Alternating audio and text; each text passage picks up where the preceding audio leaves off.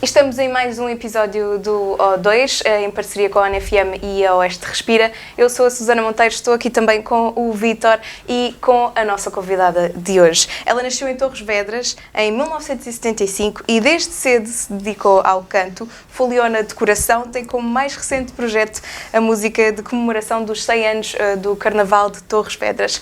Estou a falar, claro, da Susana Félix. Olá, Susana, bem-vinda. Bom dia, bem-vinda. Muito obrigada por teres aceito o nosso convite. Muito obrigada pelo convite, é um prazer enorme estar aqui. E como já é hábito começarmos o nosso episódio do O2 com a pergunta: o que fizeste hoje pela tua saúde mental? Que pergunta tão boa, que assunto tão pertinente, não é? Estamos todos a passar um processo em que este assunto é fundamental a todos. Ora bem, e o que é que eu fiz hoje pela minha saúde mental? Há uma coisa que acontece na minha vida que me ajuda muito, que é uma miúda com 8 anos, que me faz encarar o meu dia-a-dia de uma forma completamente diferente do que era a minha vida antes dela nascer. É eu acordar e encontrar dentro de mim a disponibilidade para acordar a ela e ficar simplesmente a ouvi-la e a observar o que é que está ali em construção, não é? Que ser é aquele, o que é que acontece dentro daquela mente ainda tão em bruto, não é? Exato. Ainda tão descomplicada como é a infância. E isso dá-me a mim uma... para já para-me o meu raciocínio, aquela voz interior que às vezes nos chateia, às vezes não muito. E ela dá-me esse espaço. E foi sem dúvida das melhores coisas que me aconteceu na vida, até para a minha saúde mental, porque ela todos os dias me dá esse espaço. Portanto, o que tu fazes acaba por ser reencontrar-te com essa pureza na relação que tens com a tua filha, que te descomplica a vida, de alguma forma, é isso? Sim. Mas para isso eu tenho que estar disponível. E isso nem sempre é fácil, não é, Susana? Isso nem sempre é fácil. Como é que geres a tua carreira e o querer passar o maior tempo possível com a tua filha? Olha, durante muito tempo e durante alguns anos, a minha forma de gerir foi abdicar, no fundo, da minha carreira, pelo menos no ritmo que ela tinha antes da minha filha nascer. E isso foi uma escolha, mas foi uma escolha muito tranquila para mim. A relação Ou seja, era uma escolha difícil, estamos a falar de duas coisas muito importantes na minha vida, mas é uma decisão da qual eu não me arrependo. Porque o que eu ganhei foi tão grande e foi enorme, até mesmo a confirmação que eu entretanto adquiri da importância que a minha carreira tem. É interessante falar sobre isso, porque hoje fala-se muito na questão da saúde mental, a propósito também do equilíbrio vida-trabalho, não é? E tu estás a tocar também nesse ponto. Sim. Como é que tu foste pesando esses dois lados da balança ao longo da tua vida? Já percebemos que pela questão da tua filha essa questão se pôs. Como é que tu tens pesado esse equilíbrio? Como é que tu tens conseguido esse equilíbrio? Assumindo que o vais conseguindo, não é? Sim, todos nós temos os nossos momentos, não é? E há momentos, às vezes mesmo durante um dia, nós temos alturas extremamente difíceis de gerir interiormente. Como é que se consegue esse equilíbrio? Foi importante para mim, isto também porque eu comecei a minha carreira muito cedo. Ou seja, eu não me lembro da minha vida sem a minha carreira, porque comecei a cantar muito cedo. Sim, já aos 12 anos, não é? Já tinhas ganho também cantado a Amália e tudo para um concurso. Sim, no Coliseu dos Recreios, na Grande Que já é um grande feito para uma menina de 12 anos. Eu nem sequer tinha a noção do que era a minha vida sem esta questão artística que depois se tornou a minha profissão. Gerir a minha vida e crescer também passou pela decisão de, olha, deixa-me experimentar fazer isto, viver sem essa obrigação de cantar. Foi importante. Mas deve ter sido difícil de cortares essa tua paixão, não é? Não, eu não cortei a paixão nunca. Eu cortei foi a exigência, que eu em determinado momento tive dúvidas se seria minha ou se me era imposta. Isso é interessante dizeres, porque, como há pouco mencionaste, tu quase não te lembras de como era a tua vida antes de seres quase uma cantora pública, digamos assim, porque a noite que tu fazes projeta-te para o público. E ainda para mais cantando um tema tão carregado. E eu ouço o tema que cantaste da Amália, se não estou em erro. Sim. E é uma história muito, muito triste, e é uma história... uma criança praticamente, estavas a entrar na adolescência, não é? Sim. A cantar um tema tão Pesado. Tão pesado. Tão E pesado. isso tem o seu interesse a esse nível, que é, eras ainda quase uma criança, já estavas a entrar na vida pública, por assim dizer, ainda para mais com um tema pesado, provavelmente tu também não sei se na altura quando tu cantaste percebeste o que é que estava ali naquele tema.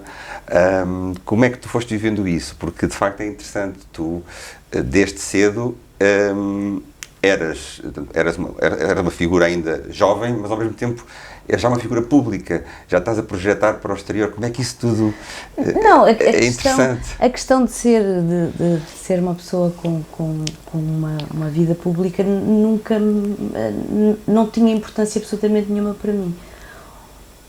Desde cedo e desde sempre, a minha visão sobre as coisas sempre foi um bocado aprofundar os assuntos.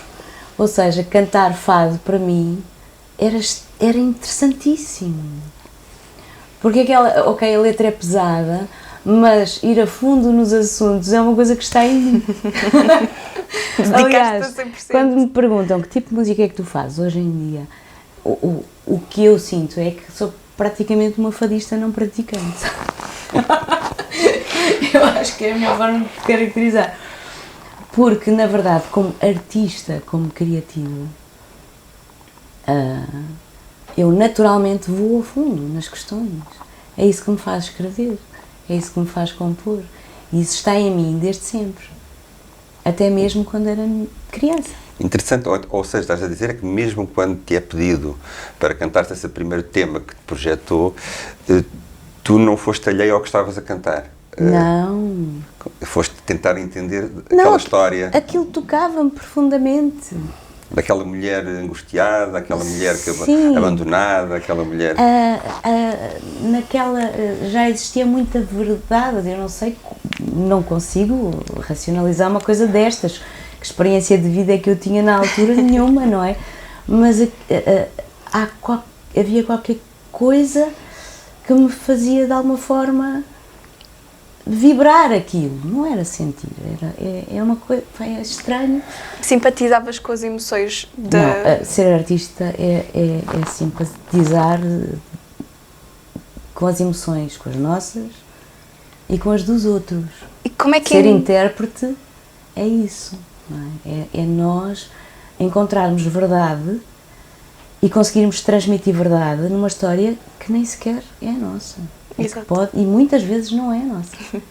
Como é que em concertos tu consegues, sempre me fascinou muito como é que um cantor consegue passar de uma música com uma carga emocional muito grande, não é? Às vezes que pronto, é mais triste ou então só mais emotiva e depois mudares para uma canção mais animada, assim numa questão de segundos, o teu chip muda e estás outra vez a pôr as pessoas todas a sorrir e como é que um cantor consegue gerir isso, não é? Em palco, essa mudança? É entrega.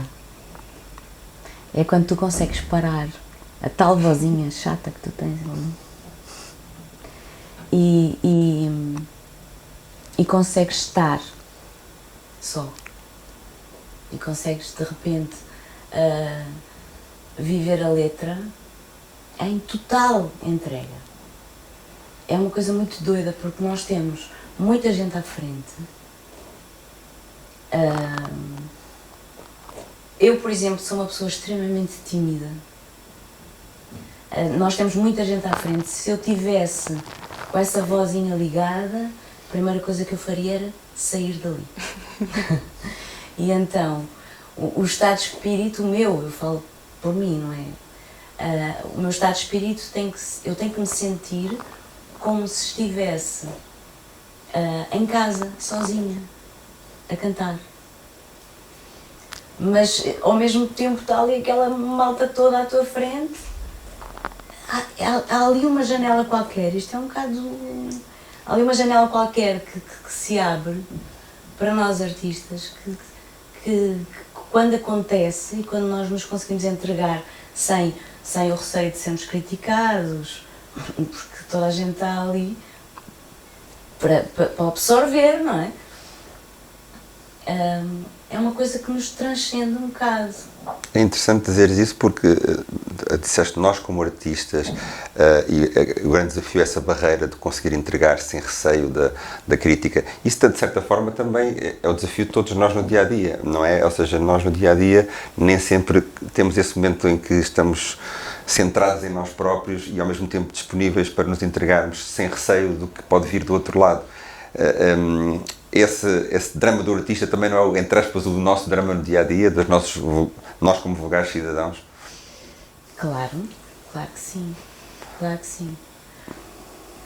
Mas a maior parte das pessoas tem a ideia, e desculpa, que o artista está em cima do palco por uma questão de ego próprio. E se nós lá estivermos por ego, nós vamos errar logo. Porque nós vamos pôr o pé na poça logo. E é isso que nos acontece também no dia-a-dia. Estamos por ego. Quando nós entramos no ego, a gente, é um descalabro. Então, uma lição, todos nós, no fundo, estamos no palco e devemos estar no palco com a atitude menos egocêntrica, no fundo, é isso que estás a dizer também, não é? No palco do dia-a-dia.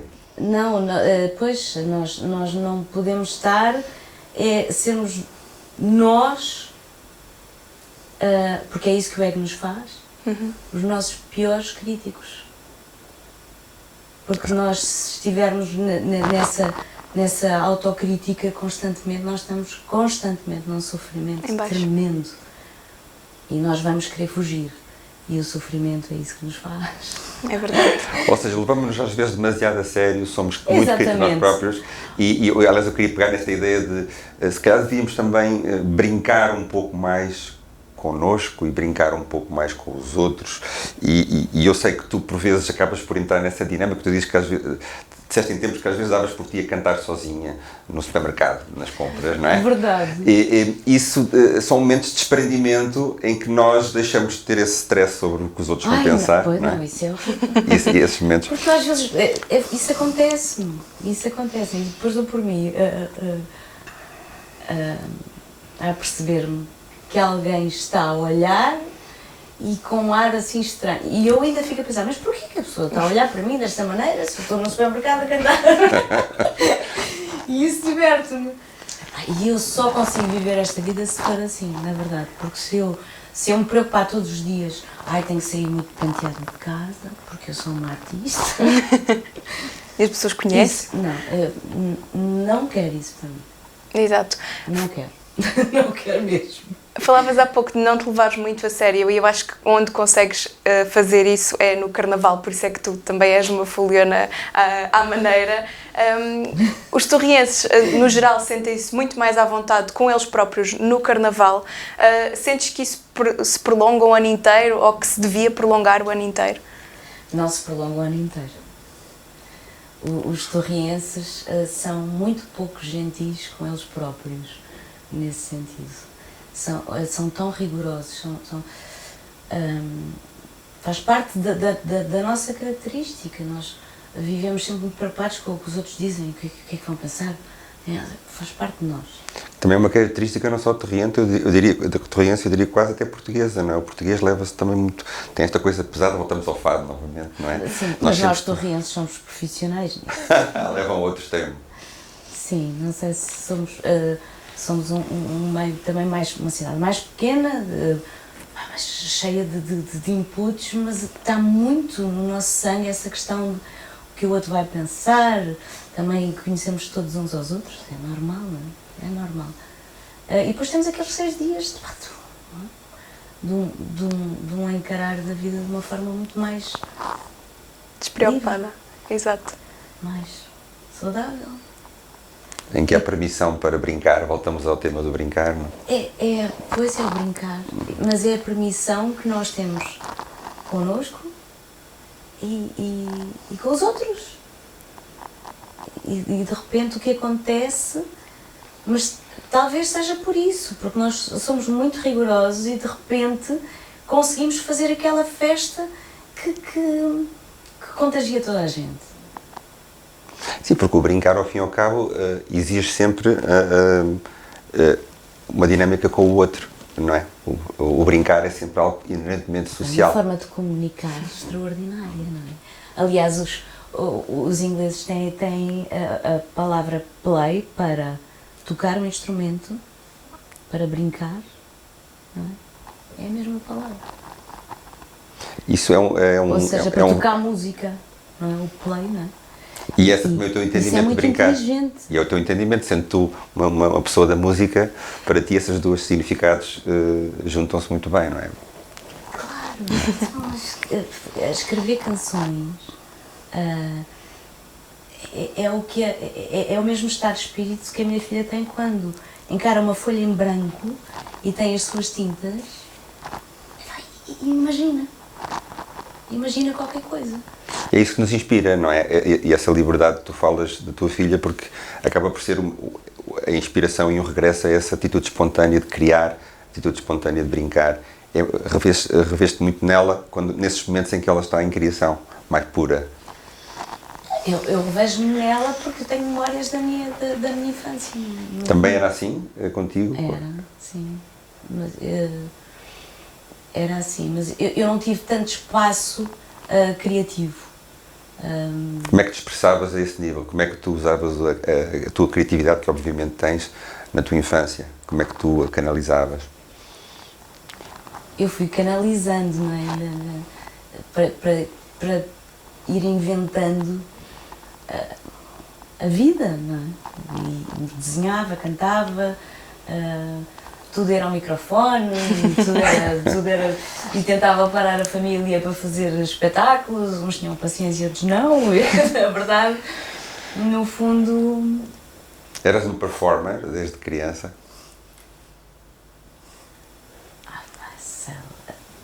Eu acho que qualquer criança é uma performer. Exato. No fundo, todos fomos, agora a questão é nós perdermos entretanto, não é? Porque nós crescemos também com aquela filosofia de educação que os miúdos tinham que ser formatados. Alguns de nós fomos formatados, outros ninguém conseguiu formatar. Mas essa formatação, no fundo, é o que nos lixa. Como é que tu te punhas nessa escala? Tu consideras que foste uma pessoa, se imaginasse uma escala, que deixaste de formatar muito, deixaste de formatar pouco, como é que tu te punhas aí nessa escala? Que todos nós sofremos, não é? Da pressão do formato. Como é que tu te colocavas aí?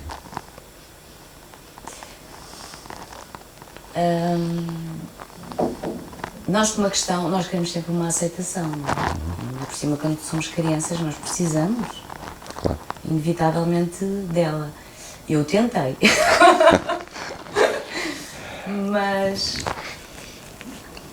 Mas a nossa natureza é o que dita a nossa felicidade.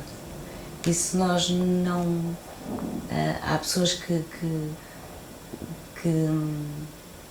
em que a sua natureza e a sua fé no mundo, naquilo que seria a sua vida, naquilo que nos foram, nas ideias que nos foram passando, que eram verdades na altura. Por exemplo, tu tens que fazer uma licenciatura, pelo menos, para ter uma vida segura e de teres... isto foi-nos passado com muito amor. Sim, vem de um sítio de preocupação, não é? De preocupação, de cuidado, não é? Mas, para mim, a minha natureza passava por uma profissão que não tinha nada disso e que não tinha nada de seguro. E essa insistência aconteceu, mas tens que ir e vais fazer um curso superior e tudo isso foi passado com um amor imenso. Mas a tua natureza prevaleceu. Não deu para formatar. A tua natureza acabou por E prevalecer. olha que eu tentei. Mas não dava. Nem mesmo pela aceitação que me era importante da parte da família, não foi possível, na verdade, e a vida acaba sempre por confirmar essas coisas. Não é? Estás a dizer que o importante para nós é permitirmos a nós próprios o espaço para que a nossa natureza se manifeste. Sim. E hoje em dia, o que me foi passado é que existiam profissões seguras. Hoje em dia toda a gente sabe que não há profissões seguras, não é? Porque o mundo assim se transformou. A coisa ficou de outra maneira. Acredito que para pessoas que prescindiram da sua natureza, tendo como objetivo essa segurança, agora, a nível de saúde mental, deve ser terrível. Conciliar o que eles abdicaram. Sim, ok, aquilo que me passaram, que me afinal, isso deve ser terrível. E essa capacidade de adaptação, que cada vez é mais rápida, que cada vez é mais exigente, que mesmo para mim, que não abdiquei dela, eu sinto essa exigência a nível de saúde mental. Imagino as pessoas que não a seguiram logo de início. Eu queria pegar aqui em mais um ponto antes de passarmos para a nossa última pergunta, que é, tu tens uma filha, não é? Uma mulher, e é uma pergunta um bocadinho complicada, que é como é que fazes para empoderar a tua filha e para que ela se sinta confiante e forte, mas que ao mesmo tempo tenha um equilíbrio com a vulnerabilidade e a emoção, que é uma coisa que nós mulheres temos de gerir um bocadinho a nossa vida toda, não é? Ui. Olha, eu pensei em muitas estratégias, mas eu acho que o que resulta mesmo é, ok, nós temos que... Eu sou mãe, eu sou cuidadora, mas se eu não a privar de ela me ver dentro da minha força e dos meus estados mais vulneráveis, ou seja, que essa é a melhor forma. Por exemplo? Sim, por exemplo, se eu estou triste, eu dizer-lhe que estou triste. E já aconteceu muitas vezes chegarmos a esse ponto, e eu acho que essa é a melhor forma. Porque se eu estiver ali sempre incrível, sempre, não, está tudo controlado, está tudo espetacular, eu não fico triste nunca, eu não estou preparada. Porque ela tem que... vai ter que lidar com isso. Dentro dela, com momentos bons e com momentos menos bons.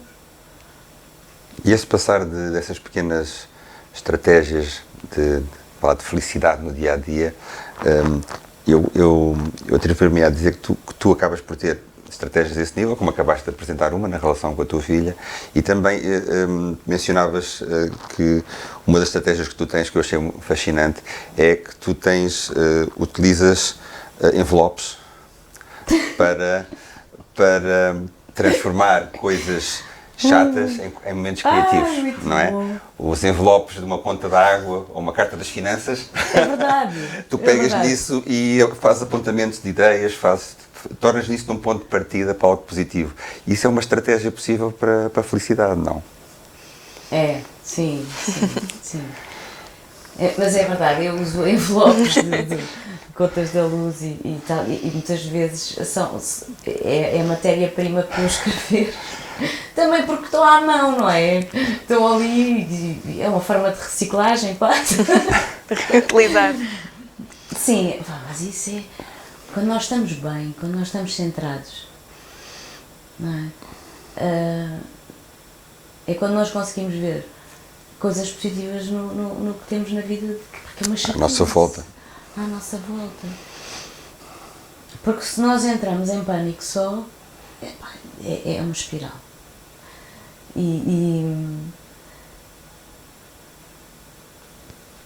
Às vezes estamos nos momentos mais complicados da nossa vida e não conseguimos ver a beleza que aquilo que se apresenta à nossa frente. Vemos o copo meio vazio sempre, não é? E na verdade, os momentos em que nós crescemos mais, em que nós somos mais produtivos, é nessas alturas, nas alturas mais complicadas.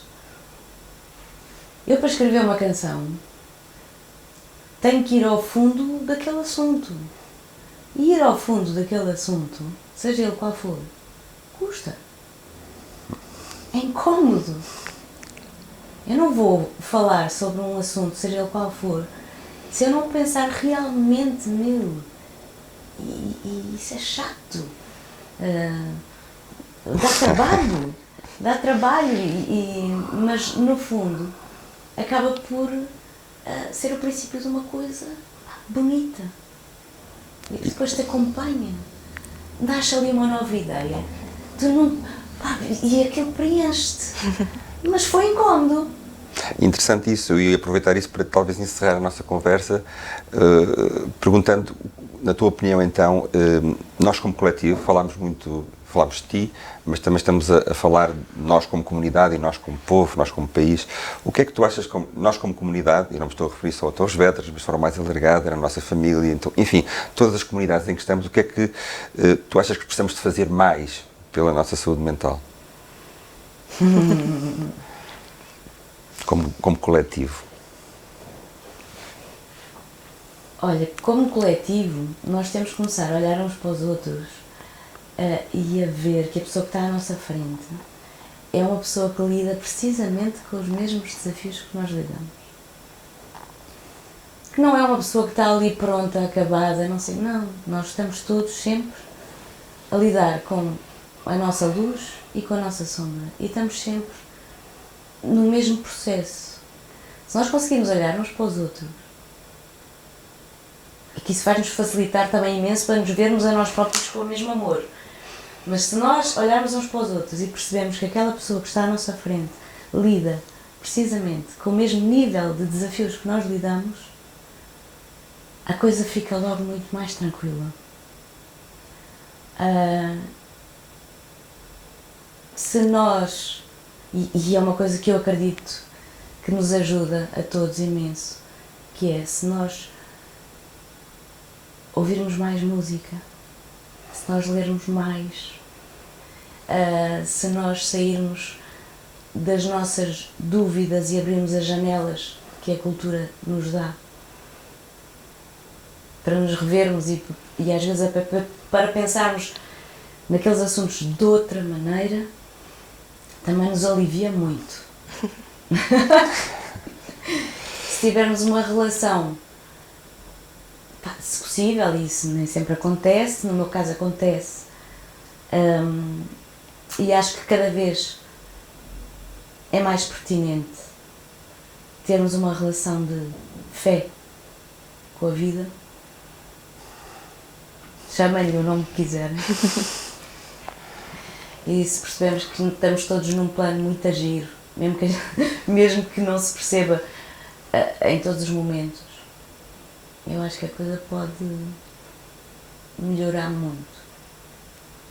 Obrigado, Susana. Muito obrigada, Susana, mais uma vez por teres aceito o nosso convite e por teres partilhado aqui um bocadinho de ti como Susana, não como a cantora também, mas principalmente como a Susana Félix, a pessoa, porque acho que isso é exatamente aquilo que se procura, é ver pessoas, não é? Obrigada. Obrigado. E pronto, e chegamos ao fim de mais um episódio do O2, vemo-nos no próximo. É isso, até breve.